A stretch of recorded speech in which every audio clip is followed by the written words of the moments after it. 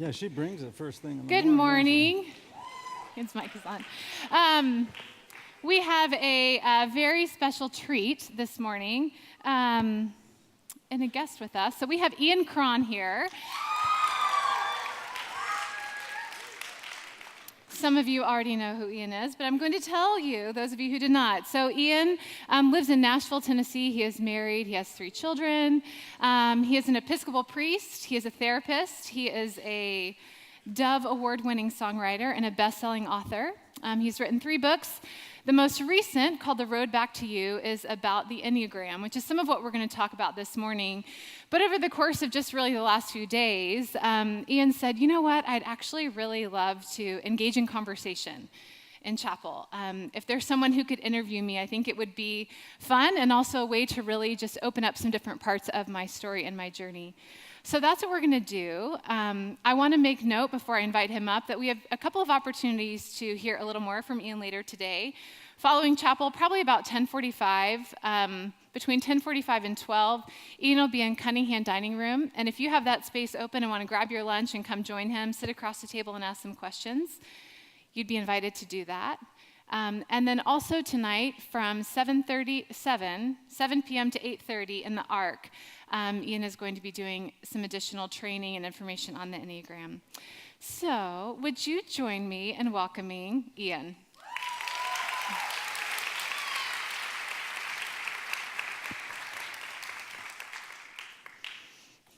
So good to have you. Yeah, thanks for having me. Whoa. There you are, right there. Same glasses, different shirt. That's what I see. Okay. I'm glad I'm not wearing that shirt today. That would be funny. That'd be awkward. But, it'd be fine. So I would love for you to begin with kind of telling us how you found your way to the Enneagram. And we chatted a little bit earlier.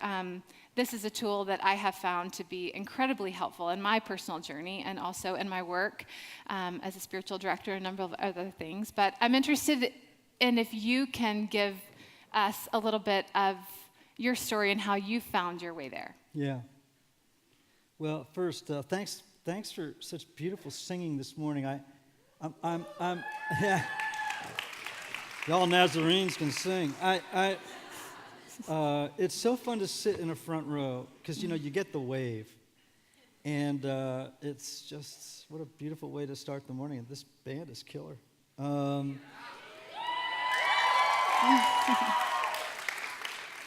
So I grew up in Greenwich, Connecticut. Mm-hmm.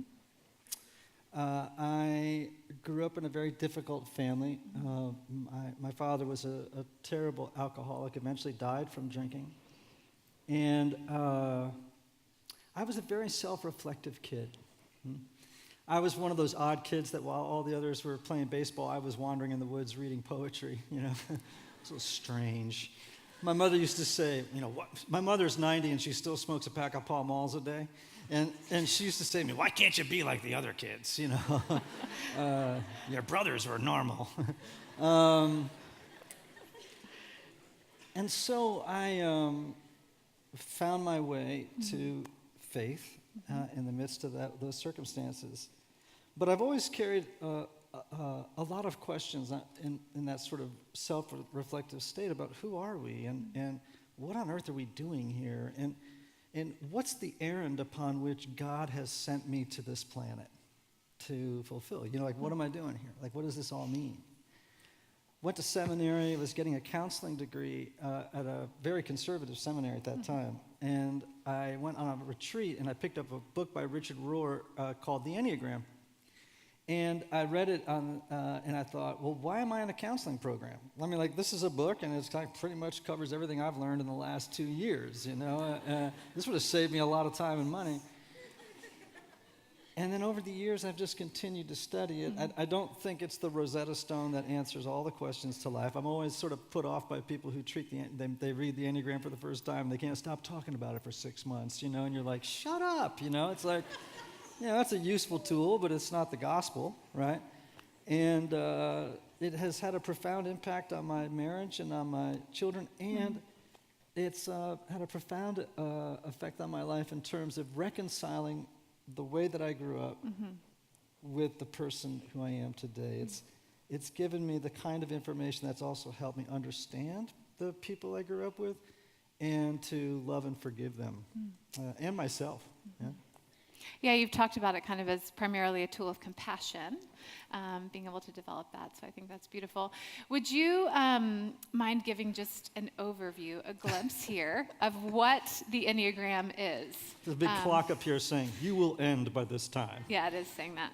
Yeah. It's true. It's true. So the Enneagram, yeah, because all that singing turns real sour, they'll turn on you. Yes, the Enneagram is an ancient personality typology. It suggests that there are 9 core or basic personality types in the world, one of which we adopt and gravitate toward in childhood. And each of those types has a underlying or unconscious motivation that powerfully influences the way that we act, think, feel, and see the world. And if we can know what is under the waterline of consciousness in our lives, we can make freer choices about the way we act, think, and feel rather than simply being, led around by the leash of our personality to perhaps live in ways that are self-defeating. Okay, so at the beginning there you said 9 types. So I'm going to ask the question that many people ask. 7 billion people, really? 9 types? And everyone falls into one of those? Yeah, I get that question a lot. Yeah. I imagine so. So, have any of you ever been to Home Depot to buy paint? Yeah. So we're painting in my house right now. My wife said to me on Saturday, this is absolutely true. I'm not making this up to be a funny speaker. And my wife invited me she said, let's go to the paint store. And you go to Home Depot and it's like, you never knew that there were that many shades of blue. If I ever meet Ralph Lauren, I'm just going to punch him in the face. You know what I'm saying? Well, now we know from science that on the color spectrum, there are not just Ralph Lauren's blues. There's an infinite variety of blues on the spectrum, right, of each color. And so within each of those types, there is an infinite variety of sameness. Right? There's an infinite number of hues and colors and contrasts within each of the types. So many, in fact, that if you were way over here on the blue spectrum, let's say, and someone else was over here, you would not even look the same, even though you would both be an Enneagram type 4 or 5. Do you see what I'm saying? So there's the analog. So you are the special snowflake your mama said. Right? You are your own color, red or blue or green, but you are still green or blue or red. Right? So it's... it gives us space to see the world that way. Okay, so there's infinite sort of ways this looks in individuals. I think another really common place of maybe some discomfort with it is, so if 7 billion people are all one of 9 types, even though there's these different hues, isn't that sort of pigeonholing or putting people in boxes or categorizing them? Yeah, sure. So, well, first of all, we do that all day long, don't we? I mean, you walk down the street, you type people like that. If we hadn't done that, 20,000 years ago on the Serengeti, we'd all be dead, right? Because, you need to walk down there and go, oh, that's a lion. You know what I'm saying? That type is not good, So we type people all the time. That's just the way the human mind works, right? But I would argue that the Enneagram actually doesn't put you in a box. It tells you about the box you're already in and how to get out of it. Okay, so we had some resonance there. They like that. How great is our God? That was good. I would love actually for you to just say a little more about that. What do you mean by that? What do you mean tells you the box you're in and how do you get out of that? How has that looked in your journey? Maybe? Yeah, right. So this February, I will have 30 years of sobriety from drug and alcohol addiction. That's awesome. And thank you. Yeah, that's a big deal. Yeah, it's a big deal. And I was thinking this morning in that lyric, I'm no longer a slave to fear. All of us are slaves to not just one thing, but to lots of things, aren't we? I mean, it's not like, And I hope you all know that, like, you're not unique and special in that, unless you're an Enneagram 4. But I'm just going to say that, I'm especially slaver. And I say that because I don't think there's anything worse in life than to believe that you're suffering alone. Mm-hmm. Do you know what I mean? Like I just, that's a very painful space in which to live. And so one of the things, the way that the Enneagram has helped me get out of a box is that in sobriety, in my own journey, is to realize, there is a pattern, a repetition, right, of self-defeating ways of thinking, acting, and feeling that have enslaved me. Mm. And until I'm aware and have self-awareness, right, self-knowledge, to be able to go, there it is. Like, that movie has just launched in my head, and I am in the box, right? I don't have the freedom to get out of it. And so all the Enneagram does is say, look, here's a pattern of behaving, a way of being in the world that, as long as you're unaware of it, actually, you're enslaved to it. I mean, Shakespeare had the great line once. He said, no prison is more powerful or more secure than the one you don't know you're in. Mm. And I think one of the gifts in the Enneagram is it says, here's the prison you're in, and here's the door out. Not, you're always going to struggle with it, but if you can see it coming, you're in a lot better shape. You can live differently. So, and I was going to say, yes. The reason I said about the alcohol and drug addiction thing was to actually brag about 30 years, but also was to say it's helped me to understand that one of the areas of my life of slavery was that, right? And so the Enneagram has also helped me in the journey toward, because alcoholism is not just about drinking, it's about thinking, It's helped me with that. It's helped me to go, that's not so good, And how do I pull up on the stick, and get this plane out of the dive and back into a level flight path? Mm-hmm. So those places of self-discovery, self-awareness, which the Enneagram is primarily a tool of self-discovery, self-awareness. Across a bit of the reading I've done, I've seen this. If you're over the age of 24, think of yourself between the ages of 20 and 24. And here we sit with many people who would find themselves between 20 and 24. So how can this tool be beneficial for those in this room? Uniquely so, maybe. Yeah. Well,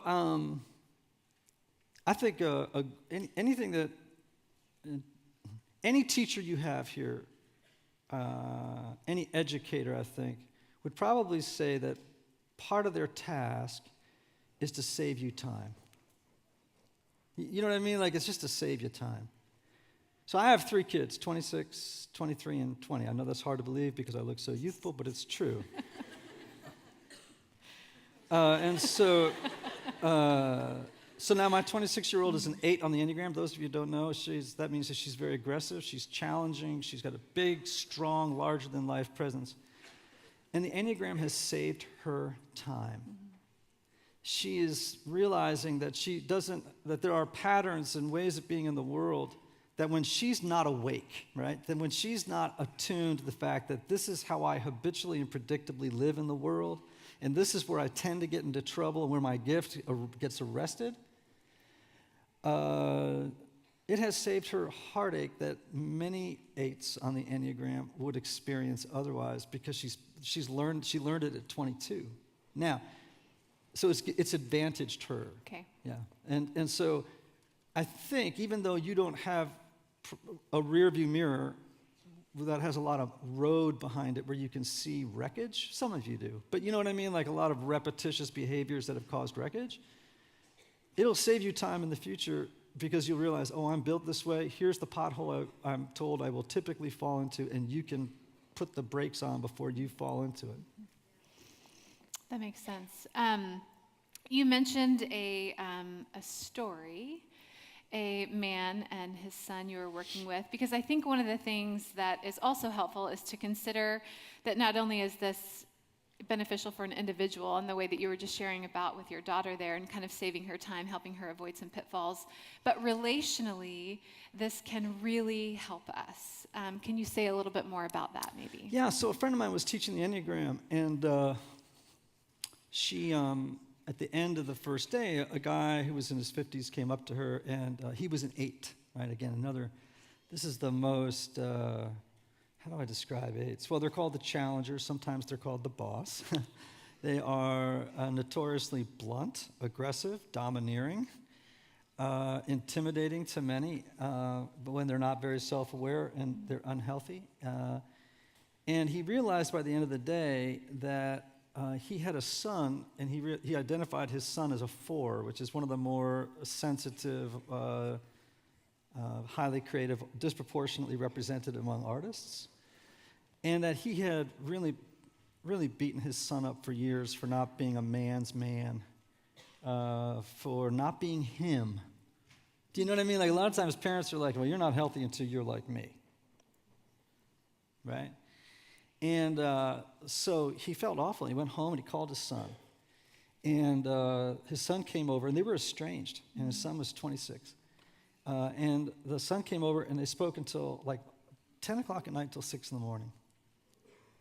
And the dad told his son, or asked his son for his forgiveness. He said, I just didn't know that you and I saw the world through 2 different lenses. Like that that you have a gift to bring the world, and I have a gift to bring the world, but I tried to make your gift mine, and I thought that was good parenting. And so 2 weeks later, the son was killed in a car accident. And the dad came to this friend of mine who was a teacher, and he said, do you realize that if I had not learned the Enneagram, that my son and I would never have been reconciled before his death? Because I learned that he had a particular charisma, and that I had not stewarded it well, but I had opportunity to see him as he was, and he died knowing that his father loved him for who he was. And I just think there's a lot at stake for us to know each other and how to love each other and to appreciate difference. That's a powerful story. And I think one which does really pinpoint this issue that it helps us see one another. So how have you seen that beneficial in institutions, in church communities, in marriages? It seems like it has to then make a difference, right? If we're able to learn and discover all these things about ourselves, and then we can also understand something about someone else. Can you speak a little bit to maybe the relational benefit that you have found and even experienced personally? So I've been married for 30 years. I got sober my first year of marriage. Nice start. And you know, my wife and I, we became empty nesters earlier than we anticipated. My son went away to school earlier than we had anticipated. And, you know, we just kind of looked at each other after 26 years of marriage at that point and went, who are you? And do we still like each other? I mean, that happens, you know. Like, you have kids, and they're great distractions, and they can really prevent you from seeing, or conveniently help you avoid seeing the cracks, you know. And when we learned the Enneagram, what it did is it helped us. I mean, I don't want to say it saved our marriage, but it might have. Because what we didn't realize is, oh my gosh, it's not personal. Like, your architecture is different than mine. And it gave us tremendous compassion for each other, tremendous empathy for each other. And it's helped me do that in my friendships. It's helped me do it with the cashier at CVS, right? Who doesn't, move fast enough. Or it just makes me realize we live in a world of difference. And we need to celebrate difference, yeah? And we cannot live with the assumption that everybody else's point of view is wrong because it's not like ours. And that we all bring a gift, by virtue of the lenses through which we see the world. And I think one of the problems that I see oftentimes in church communities is what we're really looking for is uniformity rather than unity. And what we need is unity in diversity, not uniformity where it's like, okay, everybody walk step and believe everything the same way. It's like, good luck, because by virtue of disposition, temperament, and experience, and we ain't never going to see everything the same way. And so how do we learn to live in a world of difference and celebrate it and be able to live in harmony with one another? And the Enneagram is just one tool. It's not like, some people treat it like it's the Rosetta Stone or something, and I'm a little bit like, stop it.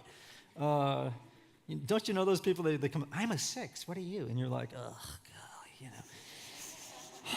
But anyhow, so what I'm trying to get at here is the Enneagram, I think, rises up in you very quickly a sense of compassion and appreciation for others very quickly. Yeah? And it gives you the tools to know how to relate to other people in a way that is a blessing to them and to you. I know this tool has been used in a number of different communities, but primarily in spiritual direction and in the work of spiritual formation. So can you speak a little bit to how the Enneagram can inform faith journey, can inform spiritual formation? If part of what we are doing, the language we use around here, this community is a place where we are becoming who we're called to be. So could you maybe share with us a little bit of how this tool is helpful in that way? Oh, yeah. So the opening words, I think it's the opening words of Calvin's Institutes, is without knowledge of self, there is no knowledge of God. Let me just repeat that because I grew up in a tradition that said, you need to be like Jesus. Now, I appreciate the sentiment in that. You know what I'm saying? I get that. So I'm not putting that down. But, sometimes we think, okay, well, I just need to become some kind of, just mimic Jesus. You know what I mean? Just become, and I don't think that's what God wants. I mean, Thomas Merton said to become a saint is to become myself. God does not want you to be Jesus. We've already had a Jesus. You know what I mean? You are here to become fully yourself. And by becoming fully yourself, that's how you bring glory to God. Nothing delights more than God than when you become the person he meant you to be. And that means in the fallen world that we have to try and remove as many obstacles as we can that prevent us from being that person. And what the Enneagram reveals is what's best about us and what's worst about us, what enslaves us and leads us to become people we're not, and how we can make the journey back toward becoming our truest self. And so I just feel like it's such a fantastic tool among many that can help us move toward our becoming the unique expression of the character and the nature of God in the world. And I think we owe it to ourselves and to others to become our truest selves. And I think, for example, when Paul says, "For I no longer live, but Christ lives in me," that the life I live now, I live blah, blah, blah. So I know there's a part of that, but I can't remember now. So, but I think what you could translate that is as, "For my false self no longer lives, but Christ lives in me." The life my true self, do you see where I'm going? Like there is I think there's a progression in the spiritual life from a false self to a true self.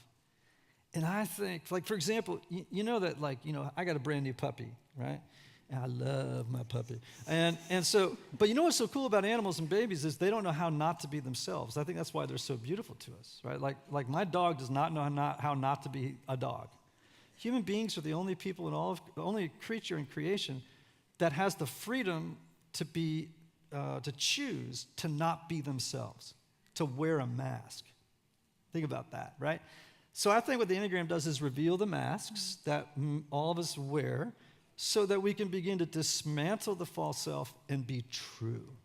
So that's a huge part of spiritual formation. That's a huge part of spiritual formation. And like you said, that place of becoming more like Christ and being who we are called to be. Becoming like Christ means becoming you. Yeah. It means becoming you.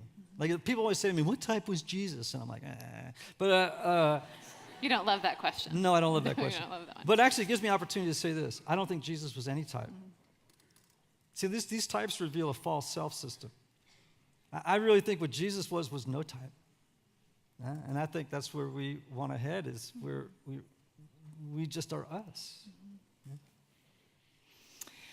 Oh, we could literally talk for hours, maybe days about this. Yeah. But not without creating a great deal of resentment, I think. Yeah. Yeah, for them. I just mean all of us could talk for a long time. I don't mean you and I would sit here for hours and days and make them. Well, that's because we're both 4s It's on the true. Enneagram. Yeah. That is true. But I asked, oh, not my favorite. I asked you to read this absolutely beautiful prayer by John O'Donohue as really just a prayer of benediction over us as we are here. And again, if you would be interested in hearing more from Ian, 10:45-ish to 12 in Cunningham, and then tonight, 7 p.m. in the Ark. But would you join us in this prayer of benediction, Yeah, please? stand up for me, would you? Take a deep breath and be quiet. All right, listen to these words, all right? May you recognize in your life the presence, power, and light of your soul. May you realize that you are never alone, that your soul and its brightness and belonging connects you intimately with the rhythm of the universe. May you have respect for your individuality and difference. May you realize that the shape of your soul is unique, that you have a special destiny here, that behind the facade of your life, there is something beautiful and eternal happening. May you learn to see yourself with the same delight, pride, and expectation with which God sees you in every moment. Amen. Have a wonderful day.